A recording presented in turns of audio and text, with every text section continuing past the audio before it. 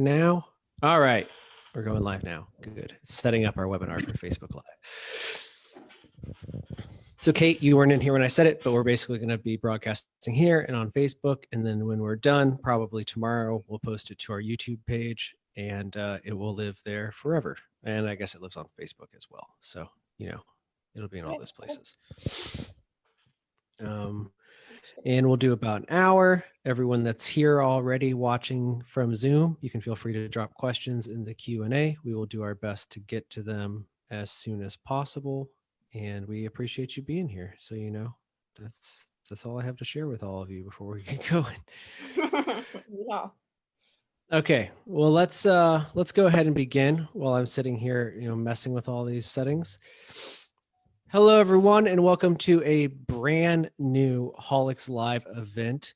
This is our fourth one that we've done so far, and I'm pretty excited about it. My name is James. I'm the Director of Customer Engagement for Haulix.com. We're a music promotional distribution platform. Everyone you see on this panel has used Haulix in the past, as well as hundreds of other publicists, record labels, and independent artists. You can sign up for Haulix today by visiting our website, haulix.com. And you'll get a first month of service absolutely free. We also have a brand new podcast series out called High Notes. It's about addiction and recovery in the music industry. It's available everywhere. We have a YouTube channel called Music Biz, and we really believe that the key to a better music business is through education, which is why we do this Haulix Live panel series. Now, before we get into the conversation, I want to give everyone a chance to introduce themselves. So we'll start to my left on the screen here. Curran, would you please, I just gave away your name. Would you please go ahead and tell everyone about who you are, where you're from, and what it is you do? My name is Curran Reynolds, and I live in Brooklyn, New York. I've been doing music PR for like 20 years. I got started around 2000 at Earache Records as the publicist at their New York office. And in 2005, I left to start my own thing and do freelance PR, which I've been doing ever since. A few years ago, 2016, I teamed up with two guys to start a company called The Chain, which is music PR, branching out into other services, more artwork services, feeling it out as we go. But it's basically three of us, myself, Justin Pearson from 31G Records, and Brandon Gallagher, a really talented musician, publicist, graphic designer. So the three of us have teamed up, and The Chain is what we call ourselves now. Great, great. And also a musician. I've been a musician this whole time, touring, making records, formerly as a drummer and more recently as a singer. Well, thank you for the introduction. Curtis, do you want to keep the ball rolling? Sure. My name's Curtis Dewar. I run Dewar PR. Basically, I do metal, hard rock publicity. I've been doing it since around 2013, 2014-ish. I've had clients like Lindsay Schoolcraft, Sludge Lord Records, The Sign Records, tons of people. But basically, my focus is on more like independent metal, hard rock artists. That's the short version. I love it. I love it. Thank you for being here. And last but not least, Cait. No, I just noticed we all have the C names. Okay, anyway. So I'm Cait from Scorpion LTD. Myself and Jason Duarté, who's based out of Philly, began Scorpion back in July, actually, is when we kind of soft launch started working. We hard launched in November of last year. But myself and Jason have been involved in the music industry for quite some time. Myself around 9 years, which is wild. And then as far as PR goes, I've been about 4 years.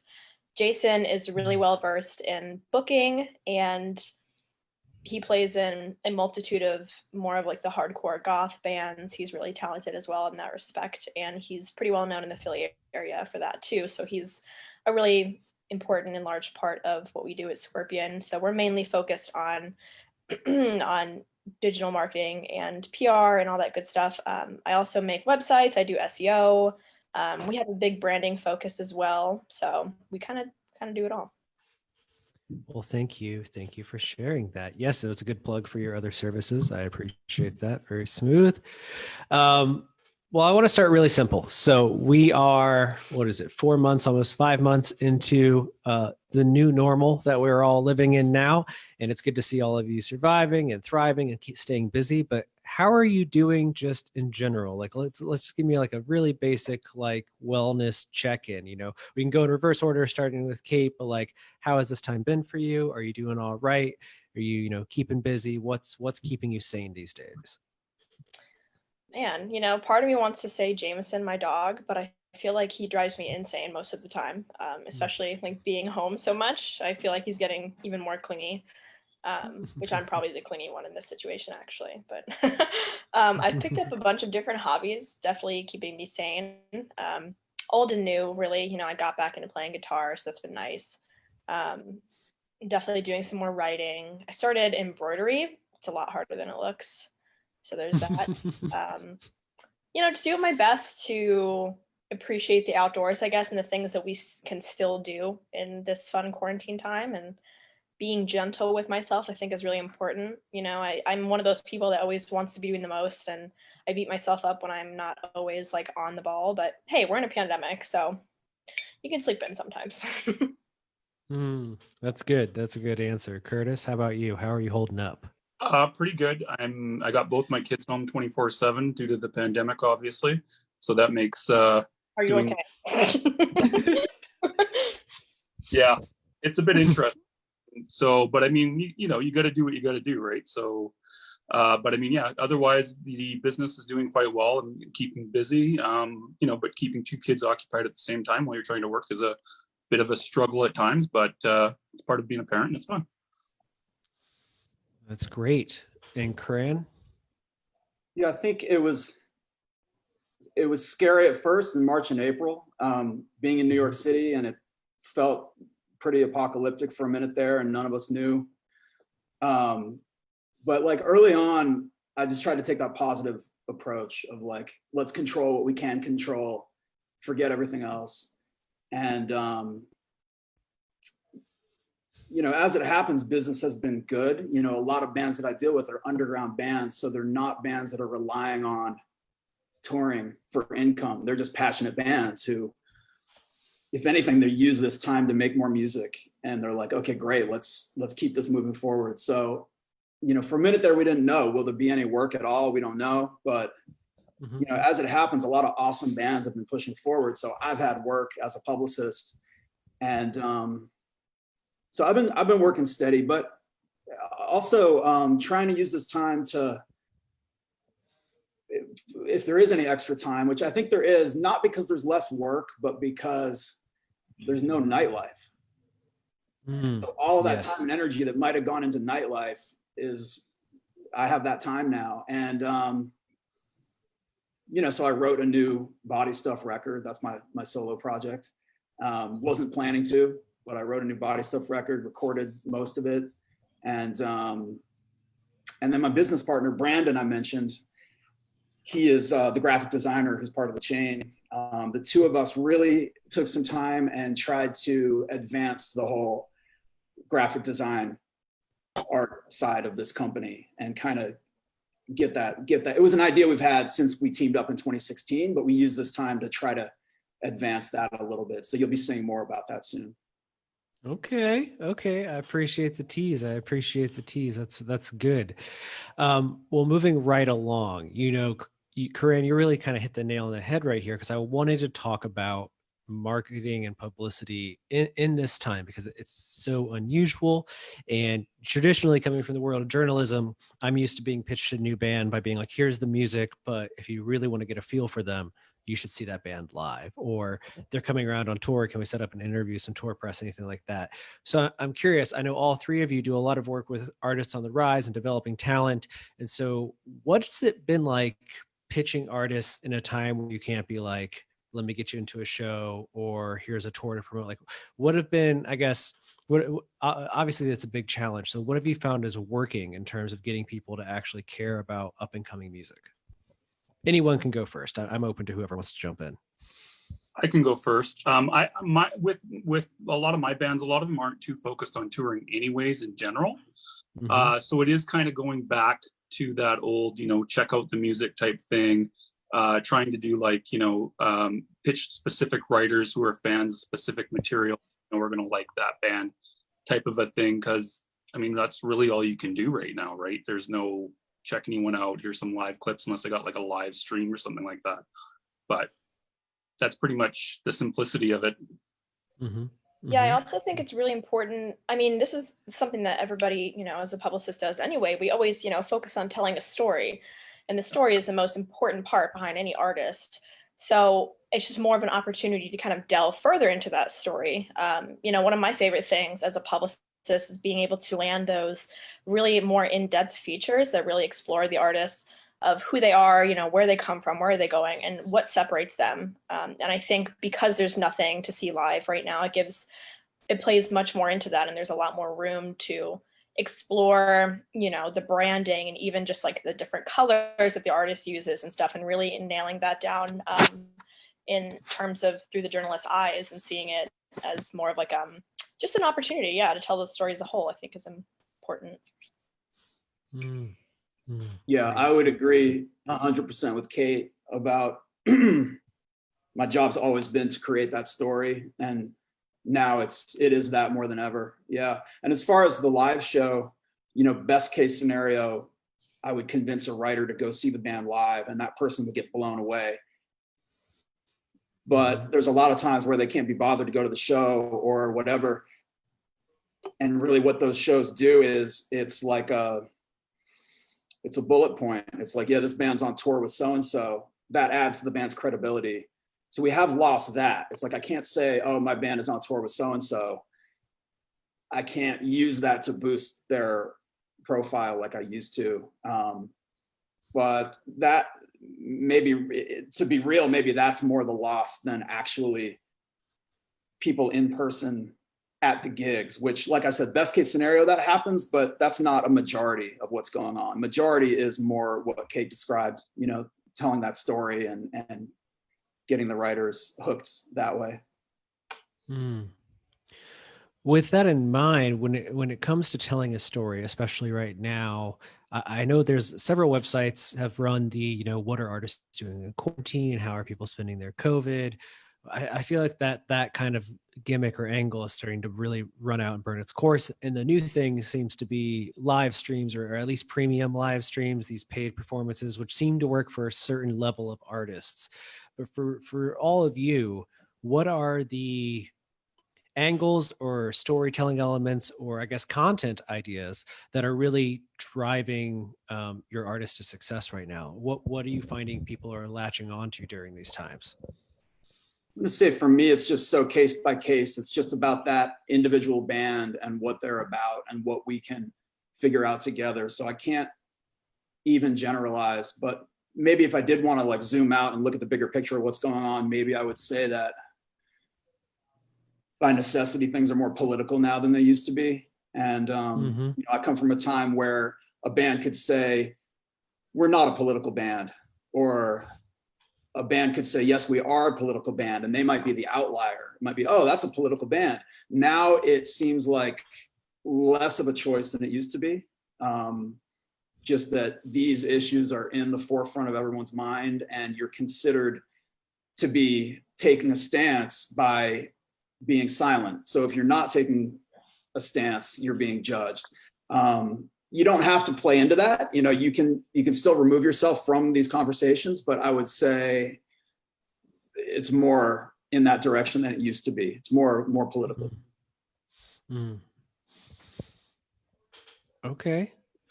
Curtis, Cait, anything to add? I do agree to an extent on what he said about the political thing, but at the same time, I mean, for my bands, what I found, just the main thing is I've been pushing them just to do social media in general, interacting with people, asking questions, that type of thing. Some of them have been doing live streams and doing them pretty well. They'll do like a tip jar type of thing. But on the whole, I mean, I basically just tell them look, interact with people, talk to people, respond to people, especially on like Twitter and Instagram. And it seems to work pretty well on that for sure. Great. Yeah, Cait? Especially with social media too, I encourage artists to just really, during a time like this, to open up and be a human. one of the best ways to gain new fans and just people that appreciate your music in general is to just be a little bit more of an open book in a way of just relating to people, especially in a time like a pandemic. Like, everybody's kind of going through the same thing. So it's nice to hear when people that are playing your favorite music are doing things that are similar, or you can get ideas from hobbies or anything, just like a check-in, and just being present with your fans, I think, is really important as well. Just in general, but even especially during a time like this, I think, just opening up a little bit more can serve a really deeper purpose. How has the current pandemic affected your interactions with members of the media? I spoke to some bloggers and longtime site editors this week, and there are a few people who are going on vacation for the first time because they feel like the flow of newsworthy headlines is so slow, or the summer concert drought is obviously kind of pulling away from traffic numbers, and other sites are struggling with advertising, so they're not as focused on building content because there's not as much money coming in. So when it comes to your interactions with the media, like, what is the energy that you guys are getting from people that are actually making the effort to cover your artists? Can I go first? Totally. Cool. It's been a bit odd because, like you said, there's been a lot. It seems like there's a general idea that things are slowing down, and there's not as much content coming out, that type of thing. So it's been weird, but at the same time, it's just a matter of, you got to do more pitches to more different places, right? And that's at least that's what I found, right? So sometimes a lot of the places that will usually cover things, like you said, they're going on vacation, they're not posting as much, that type of thing. That's been my experience too. So it's just a matter of just keeping going, pitching different places, trying to come up with new ideas, not just like, what are you doing during the pandemic type thing, but, trying to get artists to do playlists, getting a site to publish it, various different things, right? Mm-hmm. Mm-hmm.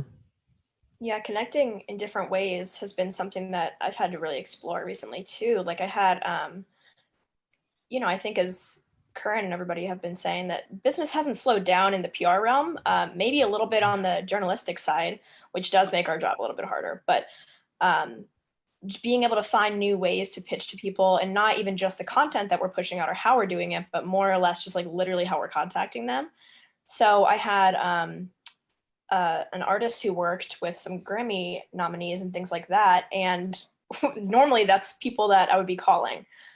So for, places like Nylon and Vice and, some other like higher Entertainment Weekly type of things, those are the people that I want to be on the phone with and call them. But unfortunately, everybody is not in the office. So I guess carrier pigeon is the option that's next. But yeah, just being able to connect with people in a little different way, I think is really special. And that kind of makes for a better relationship in general anyway, when you kind of have to go the extra mile.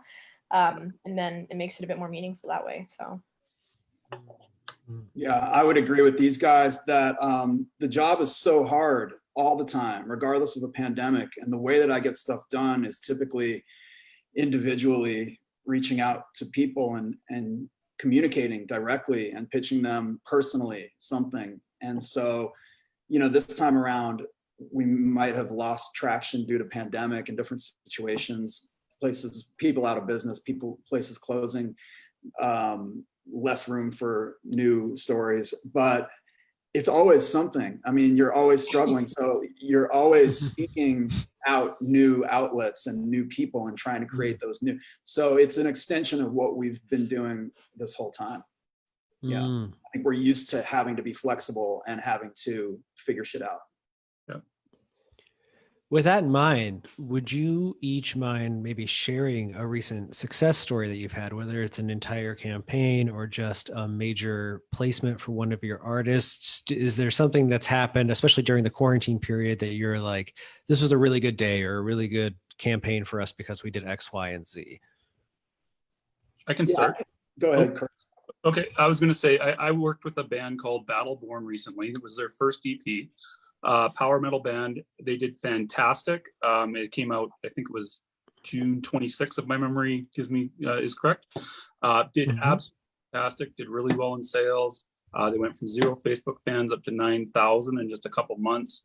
Brand new band, not on a label, nothing like that. EP, first time out, and it did extremely well. So I mean, it just shows you that at least that you can actually put something out, and it can work with a little bit of persistence and effort, right? But I mean, the band as well, we're also following up on social media, with doing active content themselves every day.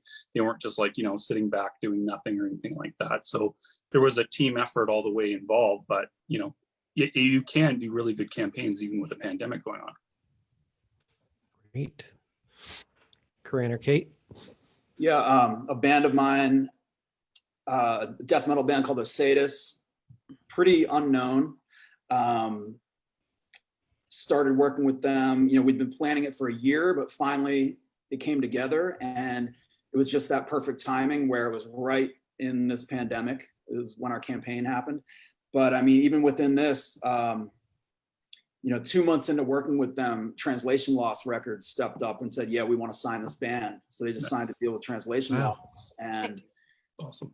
They're going to put out the vinyl, which none of that was planned when I started working with them. It was a DIY self-release. And, that kind of thing is so exciting to me. I've worked with a range of bands from pretty established down to very unknown. And really the very unknown level is what can be so fulfilling, because, passionate bands coming out of nowhere with nothing. And, to be part of that process, to give them that first boost is so cool. I just love it.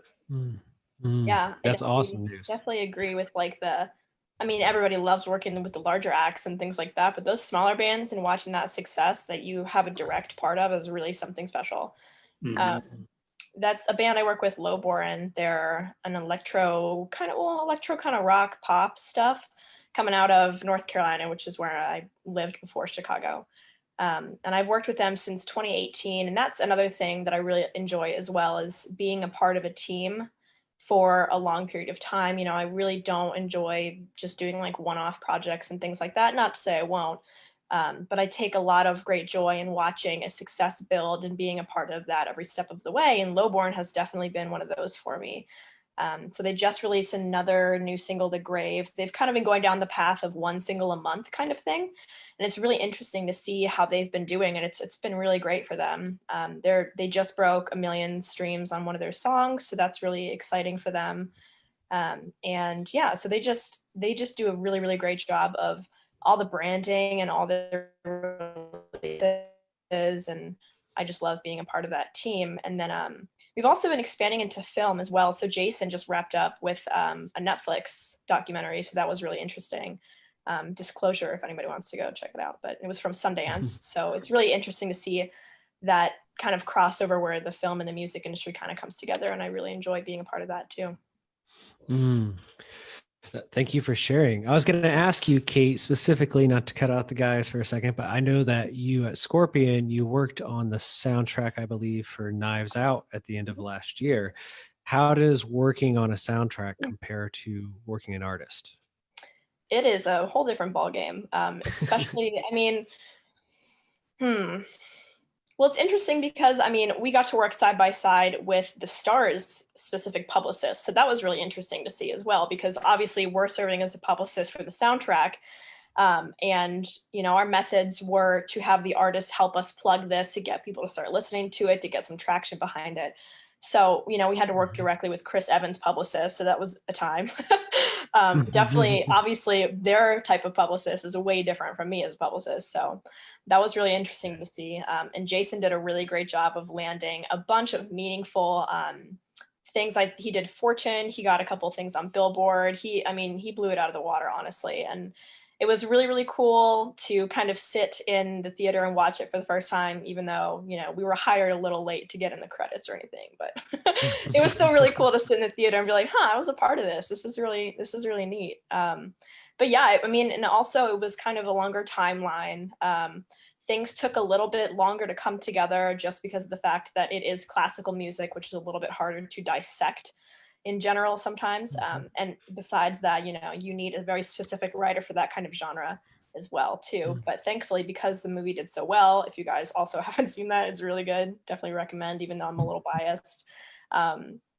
yeah, so I mean, just to see it do really well, and I don't know, yeah, it was definitely a really interesting experience, and I'm really excited to do more stuff with film. So Yeah. yeah. Well, no, thank you for sharing. I want to go back to something that all three of you said a little bit ago. Thinking about the essential elements of a great PR campaign, all of you talked about the story element, having a great story, something that you can take to people, make the artist relatable, make them original. And all of you have a lot of experience working with artists who are on the rise and developing what that story is. So as publicists, how do you guide a musician to understanding how to convey their story? Because as somebody that writes a lot of bios, I often talk to musicians and I'll be like, so tell me what happened. And they'll be like, well, I met this guy and this person, and we all like the same music and we decided to make music. And it's like, okay, yeah, but how do we find the thing that's going to hook an audience? Like what is your advice to people out there trying to figure out what their story is? Yeah, that's a big part of what I do. The beginning of each campaign for me is interviewing that band myself and getting that information out of them, and just trying to draw that out of them and get creative and figure out what are we telling. And there's usually more than one story. It has to do with finding stories that will resonate with various different writers, various different editors. So it's not always one. Sometimes you're telling a different story to a different person. But I would say that's a huge part of what I do is talking to those bands and at the very beginning and getting creative and figuring it all out. That's interesting. Yeah. Go ahead. Sorry. You do have bands where it's more about the music, straight up. It's honestly less about a story. I think it's very case by case, but there are those clients I've had where it's just like press just loves the band and it's very much a music angle. That happens, but there's a lot of storytelling. There's a lot of weaving together of stories, for sure. I'd never really considered the idea that there's a lot of stories to tell, which is maybe dumb since I've been writing about music for like a decade, but you're absolutely right with the idea of like when you're trying to figure out how you're going to pitch your band to not have just one storyline, but multiple ones like this, this is why this guy's into it, or this is the point of this song, and how you can kind of leverage each individual story rather than just one story that creates an arc. Yeah. Curtis and Cait, do you have anything to add to that? I don't really. I mean, a lot of my stuff, like I mainly just focus on a lot of times just on the music angle myself versus the story. But I mean, it all depends, just like Curran said, right? So. Right, exactly. I mean, I think I definitely agree with sometimes we get bands and you listen to it and there's really not much else that you need to say. Yeah. And obviously that makes my job super easy, but I think it's also, as far as Curran was saying too, that there are multiple stories in ways where sometimes there's a background story of the general band or the general inspiration, and then one member might have this crazy unique story, or they have experience being like LGBTQA or anything like that, or being in a minority group and just having experiences with that. And those are all different types of stories that I think really lend to a unique experience. Well, I appreciate the input. Something that we want to accomplish here is helping people figure out how to tell their stories, because we want them to come to you, the publicists, and ask you to help them promote their music. But I've learned over the years that when an artist comes to you and already has an idea of what they're trying to say or be or represent, that usually makes your job a lot easier. Yep. Yeah. But we can pull it out of them, Yeah, absolutely. I was working on an artist bio recently, and it was the story just like the one that I just told you, where they were like, we met, we realized that we all like the same music, and we decided that we were going to make this music. And I was like, well, I think that's everyone's story. That's like the universal story of the music industry. I liked music, so I decided to make music. And the importance of figuring out what makes your specific journey unique is so important, especially today. I want to talk a little bit about the aspect of the content that the placements that you're getting, what you're looking for, because for the for the bulk of the last, I don't know, 100 years, everyone has been talking about, print magazines or blogs. And now I feel like in the last couple of years, we've really seen a rise in YouTube content and podcasts and other kind of unique ideas for how we can present and tell stories. So as publicists, is there any medium other than the written word that you see really starting to work for your artists? I know Curtis and Curran, you guys both do a lot with harder rock acts and some, doom and extreme music. So I'm especially curious there, like, what is the type of content you see really latching on to listeners these days? Is it still just putting out the music, or is it presenting it through a influencer or some specific kind of way? It's weird because I've been noticing a lot, like if you can get more people to share the content on Instagram, it seems to go a long ways. I think Instagram reviews are the way of the future, to be honest. And I think I honestly think in a couple of years, we're going to be pitching over to Instagram reviewers. That's my own personal opinion on it. But I don't think the blogs are going to be getting as much traction in a few years. That's my own personal opinion. But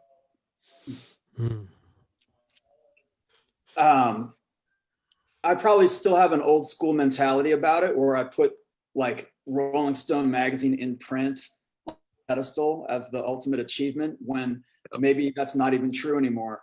And that's why I have a younger person on my team, Brandon Gallagher, and I have JP, Justin, who's my age, but he brings a very different perspective to the table too. So between the three of us, we can try to navigate.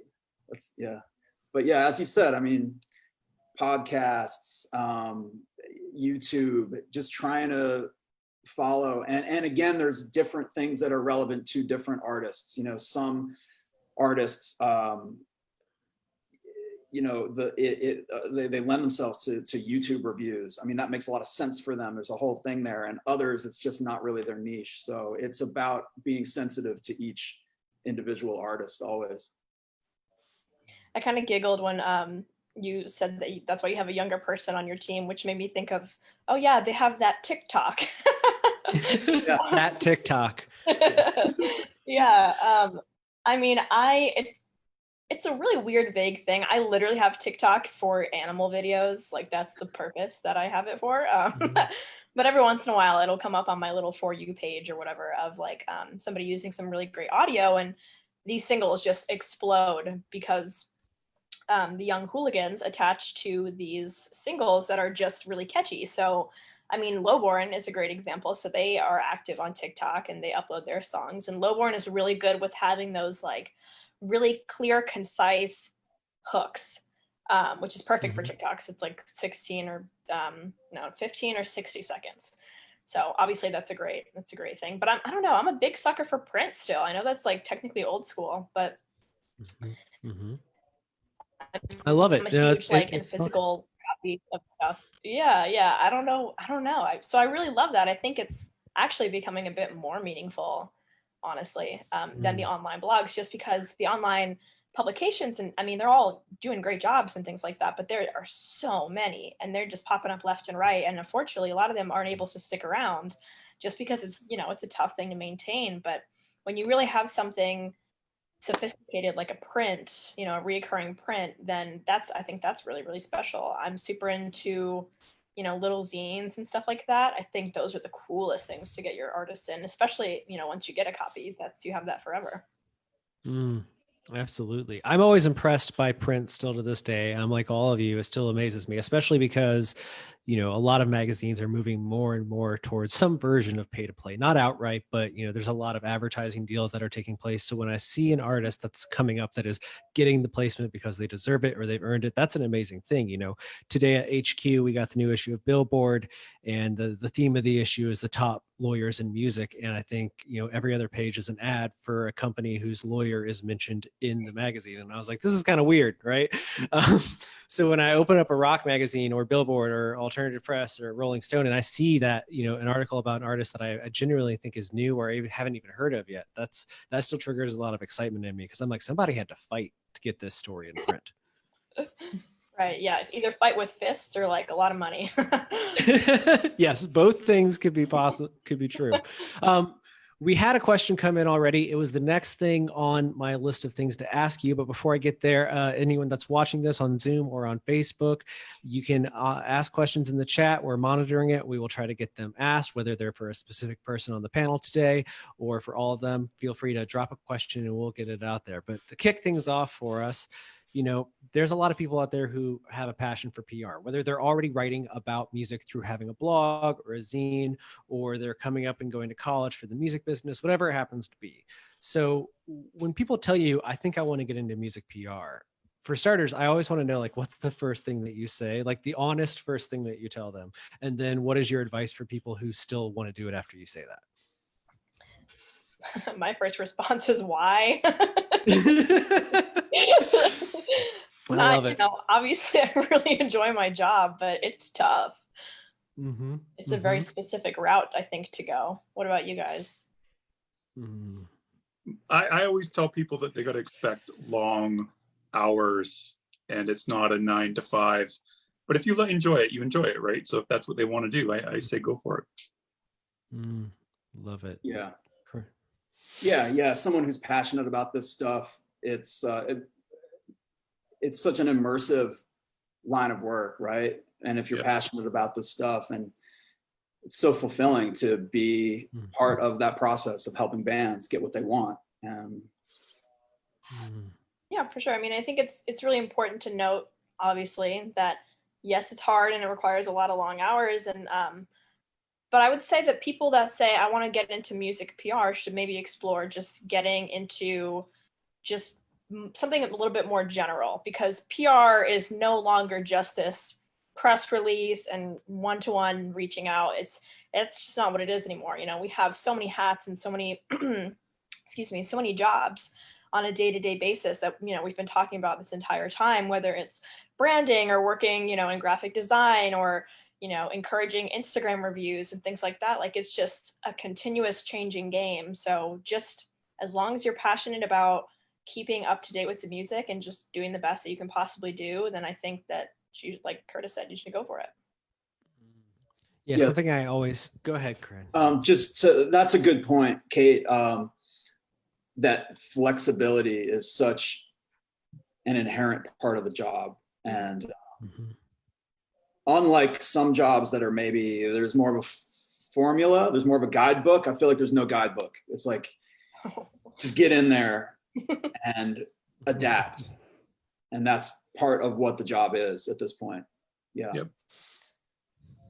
I love to hear that. Whenever I speak at colleges, I often tell people, you know, I ask them what they want to do because I'm always looking for a specific goal, but then I tell them to be specific. But if somebody's just like, I want to work in music, I'm like, you've got to like pick one thing and that will lead you to 100 different jobs, but like start somewhere and just try to do that thing. And as you're trying to learn it, you'll figure out what everything else is, whether that is, you know, if you try to get into publicity, you'll learn marketing, you'll learn writing, you'll learn how to, you know, distribute a record. If you're in there long enough, you can learn everything, but just pick somewhere and focus on it. Yep. Keeping this train going, speaking to work, how has it been working from home? I know, Cait, you work from home, or do you all work from home full time? Typically, like, you guys haven't had to leave an office to do the last few months, have you? No. Nope. Love it. Well, one of the questions was, has it been easier to work at home during these past few months? But I assume it's been pretty much the same. Yeah. Well, the difference was I got the 2 kids running around now because yes. So other than that, it's no difference for me. Yeah, I usually, I mean, I like to get out of the house a lot. You know, Chicago thankfully has a lot of cool spots you can walk to that have Wi-Fi and like plugs, and it's usually ends up being like a coffee shop. So I'll go and get out. I'm much more productive when my dog is not around. Maybe it goes for the same with kids, but it's just like with less distractions and just being able to be somewhere else for a little while. I would usually go, there's a coffee shop right down the street, Brew, that I love, that I would go work at for like 5 hours and just grind and have no distractions there. But here, you know, I'm like currently laying in this really comfy like therapist chase lounge, and you know, I could just put my laptop over here and just take a quick nap. So being home is hard sometimes. Yeah, you know, we're home full time here at Haulix, and there are days where it is very easy to do what we do all the time, and there are some days where it is pulling teeth Yeah, but I always tell people that like if you can get a routine going, the rest of it kind of falls into place. Like it's all about like getting dressed, taking a shower, eating breakfast. It's the basics. Julia, who's watching us on Zoom right now, she wants to know how you find your clients. Are you pitching people? Are people coming to you? And in the instance where people are coming to you, what are your processes for determining who you're actually going to work with? Because I imagine you don't say yes to everything. Right. In my case, they come to me for the most part, and I choose which ones I want to work with. Yeah, I haven't done like cold pitching probably since I started PR, and that didn't last very long. Just because of the fact that I feel like cold pitching PR is just doesn't work, because if a band doesn't need PR, they don't need PR. It's not something you can really, and I don't want to work with somebody who doesn't need PR, because then my job is useless. So I mean with us, I always really require to have a heavy brand, I guess I would say. Not heavy, solid is a better word. In a way of like, I want to have them have the majority of their stuff together. I'm, always open to helping and wearing those hats and helping with socials and running social ads and things like that. But you need to know who you are as a band before I even get involved. So, I mean, if you're not there yet, then that's definitely something that I'm always open and honest with, and always, open to giving feedback and advice and things like that. We offer any kind of phone call, we're not going to charge to tell you a little bit about that. But as far as like, I want you to be, and I'm sure the other guys can relate too, I want you to be at a certain, almost like a level. And I don't mean that in terms of popularity, just about having it together in general. Yeah, for me, I usually get it from, it's either a mix of word of mouth or someone reaching out to me direct because they've heard my podcast, or they know one of the bands I've worked with, or some such thing as that as well. But I mean, you can't take everybody on for sure. You always got to quality check them to make sure, they're up to that level.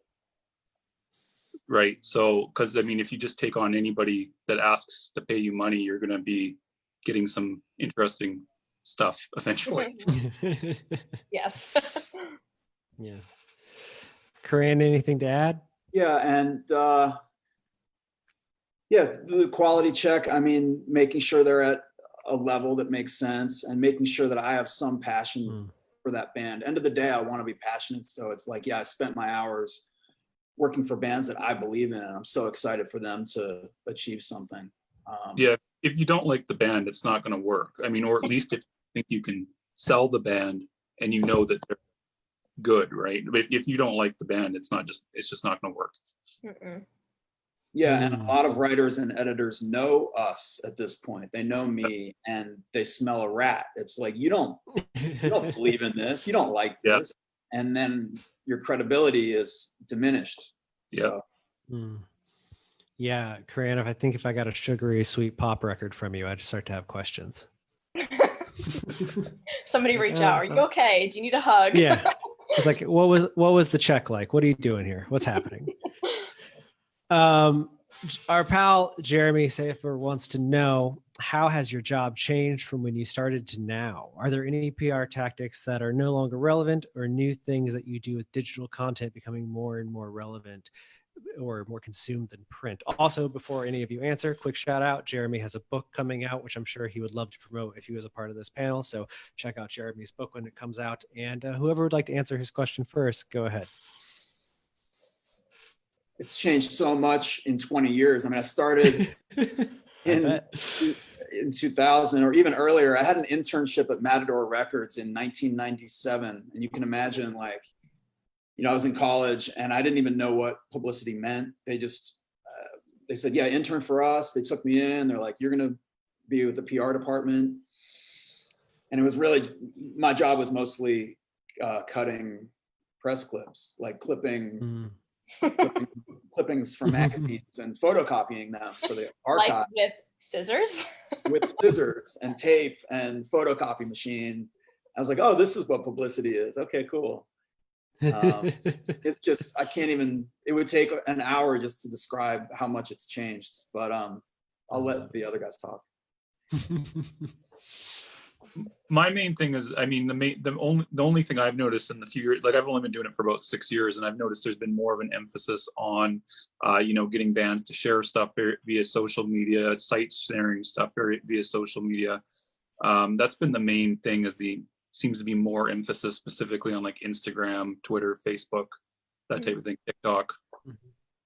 Yeah, I definitely agree. Unfortunately, I wasn't really, well, okay, I was in music when it was still like physical stuff, but I wasn't in music PR during that time. So unfortunately, I have no scissor skills. But so with things that have changed in the past couple of years, I think definitely more of a focus on social media, obviously. And I think it's honestly becoming a little bit harder for bands to stand out, which makes, being good just even more important. Obviously, being good has always been important, but with so many, I mean, it's so easy to start a band. I could literally record a song, after we get off this call and upload it to Spotify and be an artist. So I think it's definitely become a little bit harder to stand out. That's for sure. Well, I appreciate you all taking the time. Before I let you get on with your day, because we're coming up on about 15 minutes here, I want to know a little bit about what you're working on right now. I mean, I'm privy to knowing all of the answers already. I know what most of you are working on. We communicate pretty regularly, but I know that most of you have multiple artists, multiple things you're pushing. And so I want to know, what's really exciting you about what you're working on right now. And Curran, if we could start with you, because you have this fantastic Reptoid release that's on the horizon, August 28th, Worship False Gods. You can talk about that or any of the other things you have coming up, but tell us about what you're doing right now. What's exciting you about your work? Sure. Reptoid is an awesome one. It's a one-man band. Sort of in the vein of Daughters, Lightning Bolts, noisy, but it's all made by one guy and it's done live. So he's playing drums, he's fiddling with weird gear that he made himself, like weird pedals that he rigged himself. He has a mic strapped to his face, kind of like a Brian Chippendale Lightning Bolt vibe. But he's performing it all live in real time with no backing tracks, no computers. So, fans of Author and Punisher, Lightning Bolt, Daughters, it's in that vein, but musically awesome, but also just amazing in its execution, and such a cool, passionate guy doing everything himself, literally from top to bottom. So yeah, amazing. That's a great one. I'm excited for. What else do you have on the horizon? I know you have a few releases right now. I have a few stuff. Yeah, a band called Boot Blacks from New York City, awesome post-punk. So you're gonna hear a lot from them. Their record comes out in October. That's one I'm really excited for. That's Artifact Records, which is a label I do a lot of work with. Yeah, Toronto great. Label. Toronto / Iceland, but yeah. Okay. I love it. Toronto by way of Iceland. Yeah. I'll have to make sure you get my email for new sound, because I definitely want to check some of that out for sure. Oh yeah, I would be happy to send you guys stuff. Yeah, for sure. And likewise, I'd love to receive stuff from you guys.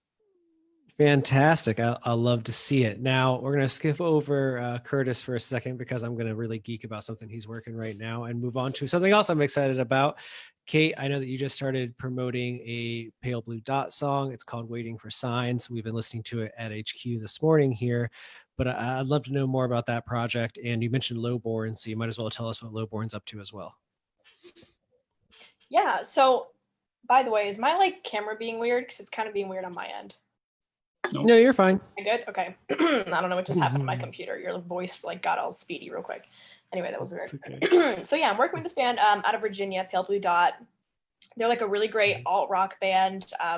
Their first single is actually 6 minutes long, so that's been interesting. And I told them straight off the bat, they're like, how, on our first interview phone call, they're like, how do you feel about a 6 minute song? And I'm like, if it's good, it can be as long as you want it to be. I just don't want to listen to 6 minutes of horribleness, but it's great. They do a really good job of layering. They had Butch from Dave Matthews Band do the piano on it, so that's really good. And I mean, I think they have a really cool project going behind them. They've put out 2 other studio albums. So So they have a couple singles coming out before we wrap, and then we do the album push for sure. So that's been really interesting. But waiting for signs, I'm super excited to get that one out and see who's down to dive into a 6-minute song. So that's cool. And Jason has a ton of cool stuff coming up. He's in a band, Seven Candy Stars, and they're about to announce a big label signing. I'm not going to say because he really doesn't want me to, but so he's got a lot of cool stuff going. I know he's working on a project with a couple people, or a member from Lamb of God, and then a couple people with members from Megadeth, and just a lot of cool crossover stuff happening in Jason's world. And yeah, I mean, he also works with that composer that did, so the composer he works with is Francesco Lemaitre, which is very interesting. He's like contemporary, and he's the one that did the Netflix special, I believe. And that's also just something that Jason's really having a great time with. So, I mean, we have a whole lot of stuff coming up. I'm also working with a new record label. So we're kind of working on how to announce it in a proper way. I work with all their artists as well. So it's a management roster, but they're kind of shifting into a label space. So that's been really interesting to kind of be behind the scenes with that and see what goes into that. It's a really good example of making sure that if you want to work in music, you're willing to do a bunch of jobs at once, a management company transitioning to a record label. Really. Also, fun fact, Cait is the person who came up with the idea for the Haulix podcast, High Notes, bringing it all the way back around to the beginning to be dropped all at one time. That was her idea, nice. Pro bono. So thank you for that, Cait. Now, finally, Curtis, you are always promoting a ton of music. I've been geeking out about this group Cult Burial. I know that their release is a little further down on your release calendar right now. It's a couple months away still, but I love a good extreme band, especially one that seems to drop out of nowhere. And that is what Cult Burial did in my life this week. So can you tell us about, what you're working on right now? Sure. The one I'm really gonna talk, well, not one. I have a couple that are releasing soon. So I'll give a shout out to actually Pale Horseman, who releases tomorrow. Turkey Vulture, who are releasing tomorrow as well. Both fantastic bands. Also, another project I'm really excited about is one that's coming up from Lindsay Schoolcraft, which you'll find out more in the very near future. She was recently nominated for a Juno, and anyways, it's going to be really exciting. And I got a whole bunch of other stuff coming out too that I can't give away. That's what I love to hear. I like that you're all staying busy. I think before we started broadcasting, everyone mentioned that they are busier than they've been in a long time, or at least staying busy. So that's good. Now, to wrap us up, bring us all home, can everyone kind of give me a summary, where we can find you, how we can reach out to you if we're a writer or somebody that's trying to work with your artists? Like what's the best way to keep up with all of you? I'll go first since I'm already kind of chatting away here on the microphone. I'll just mention that you can get your free trial of Haulix by visiting haulix.com. It's HAULIX.com. One more plug for High Notes. It's a podcast about addiction and recovery. It's a full season drop, Netflix style, all at once. And then we have a blog called Haulix Daily and a YouTube channel called Music Biz. You can see me doing stuff like this on all those places all the time. And we do this panel series every other week. So in 2 weeks, you should be able to watch us have another discussion with a new group of guests. But before we say goodbye to these ones, let's let them promote themselves. So we'll start how we started the show. Curran, can you go ahead and give us your plugs? Yeah, it's thechainworld.com is our site, and the Chain World is all of our socials. And Body Stuff is my music. Yes, there we go. My solo project. Love it. All right, Curtis. Best place to find me is on Twitter. I interact a lot there at Dewar PR. Dewar PR. I'm also on Facebook, I believe Facebook /Dewar PR, and on Instagram as well. But Twitter is the best place. I'm always talking to people there. Yes, you're really active there. You have a podcast too that I love. I should have mentioned the podcast. Thank you. And I also have the Dumbness podcast that I do with Matt Bacon and Keith Chachkes as well. Yep. I hope to do it at one point. I think Keith has been in the chat with us this whole time. So, thank you, Keith, for sticking around.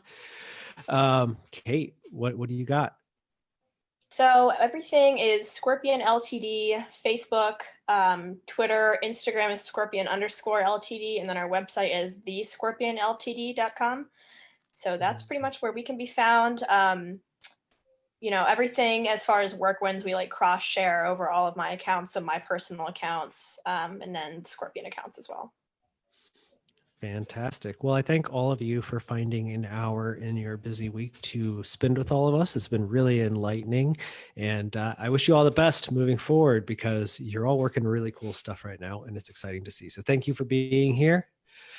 And thank everyone for watching. You know, we've had well over 50 people tune in through various things and more people will throughout the day. So if you missed your chance to ask a question, everyone here just told you how to get a hold of them. So please reach out.